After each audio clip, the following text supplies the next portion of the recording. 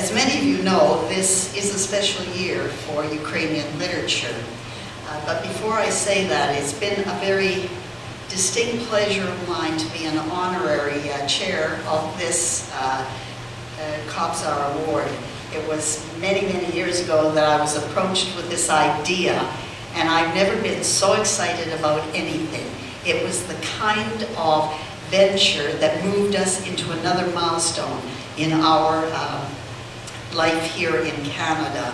And I thought that not only concentrating on music, arts, and culture that we so well know, and the folk tales and the oral history we have, it was time to document it and to be sure that it's preserved within our system. And did we ever think that it would be as successful, as well received, and as an accomplishment in the literary community as it is. So I want to pay tribute to Dr. Christine and all of her committee. There are too many of them I know in this room who have spent so many hours, as I know, because they often call me and talk about what they're doing. It isn't an easy task, and they've done it, and they should be proud at this time. So thank you.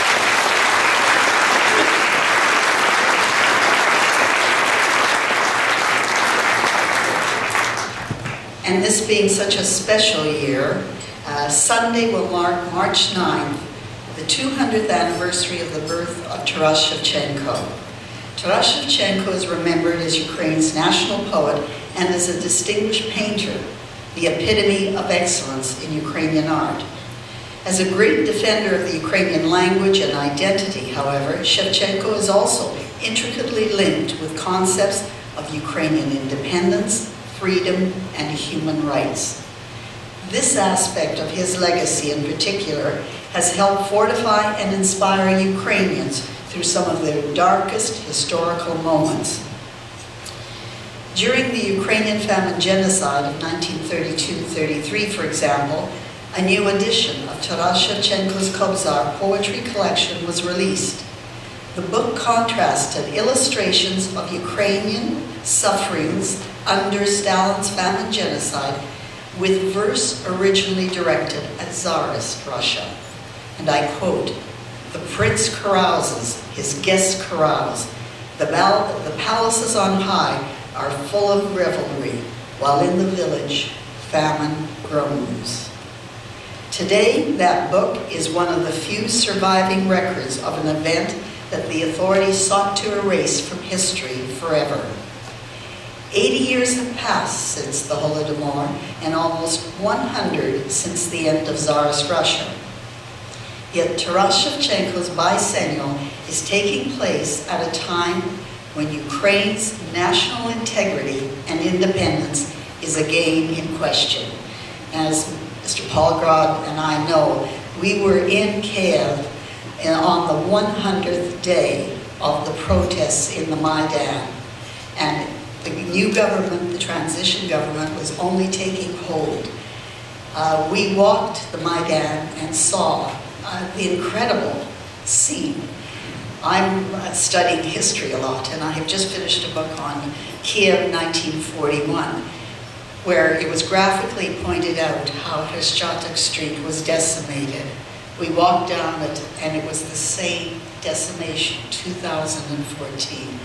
Something that I know Paul and I graphically will live, but I know how many Canadians, not only Ukrainian Canadians, but Canadians have shared, and the world is riveted at this moment to Ukraine. So please join me in observing a moment of silence for the victims who, like Shevchenko, dared to aspire to be freer and have a more independent Ukraine. May I ask you to rise for a moment of silence.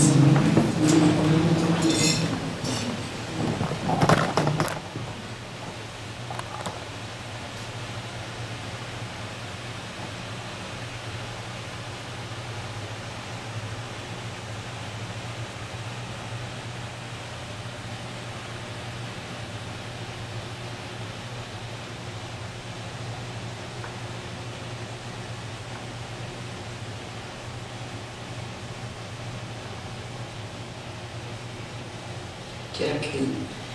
Більше не пам'ятаю. The protests on Maidan in Kiev and elsewhere in Ukraine have shown that Taras Shevchenko's legacy continues.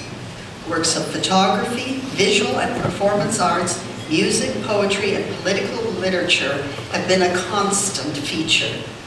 A special space set up in the center of Kiev and called the Art Barbican featured nightly readings of poetry and prose. Facebook pages have sprung up to share the latest revolutionary poems and freedom songs. I find a measure of poetic justice in the fact that the events in Kiev are unfolding in the shadows of the Taras Shevchenko Monument and near the Taras Shevchenko National University. In the Ukrainian mind, art, identity, and freedom are part of the same continuum, albeit one that has too often been disrupted through our history. In their own ways, the authors we are here to celebrate tonight continue that tradition. They remind us that the more a people's records its collective experience, the more it is strengthened and defined by its unity. The authors' works describe experiences of war and loss, emigration and settlement.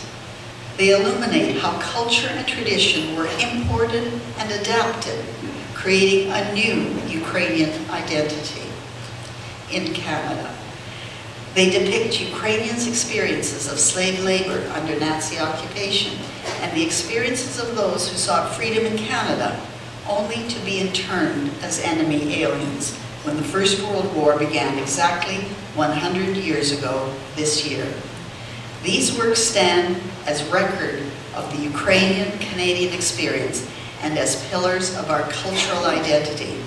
And in doing so, they inform and reinforce a more inclusive Canadian narrative of settlement and multiculturalism.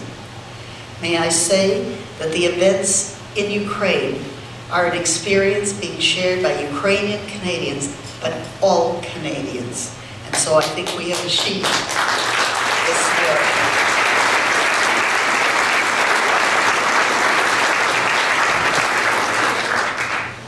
In concluding my remarks, I would like to quote from Taras Shevchenko's poem.